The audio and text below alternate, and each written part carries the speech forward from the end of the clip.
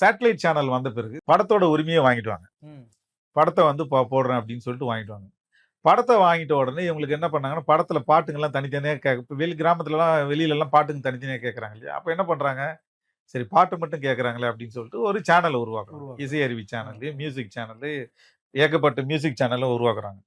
இவங்க வந்து புரொடியூசர் கிட்ட ஒரு படத்த தான் வாங்குறாங்க. வாங்குறாங்க. அவங்க என்ன பண்றாங்கன்னா, பாட்டுங்கள மட்டும் தனியா பிரிச்சு, அந்த காலத்துல ஒலியும் போடுவாங்க. ம். ஒரு பாட்டுல. மியூசிக் சேனல்ஸ் நெறைய மியூசிக் சேனல்ஸ் போட்டு இளையராஜா பாட்டு, மத்த எல்லா மியூசிக் டைரக்டர்ஸ் பாட்டும், எந்த விதமான கட்டணமும் இல்லாமல கேட்டா நாங்க தான் படத்த தானே வாங்கி வச்சிருக்கிறோம். ஒரு 5 வருஷத்துக்கு நாங்க படத்த வாங்கியிருக்கோம்ல. இந்த மியூசிக் சேனல்ல வந்து நாங்க யூஸ் பண்ணிக்கலாம். நீ என்ன தப்பு அப்டின்னா, புரொடியூசருக்கே புரியல அது. ம்.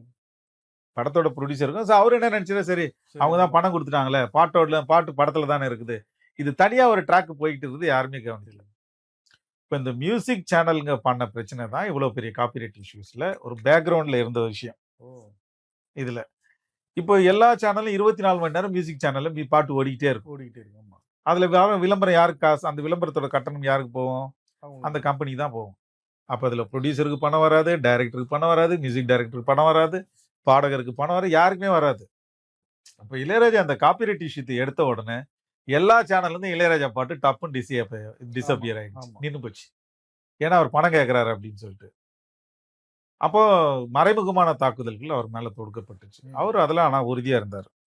எப்பவுமே ஒரு படைப்பு என்பது ஒரு படைப்பாளனுக்கு தான் சொந்தம்.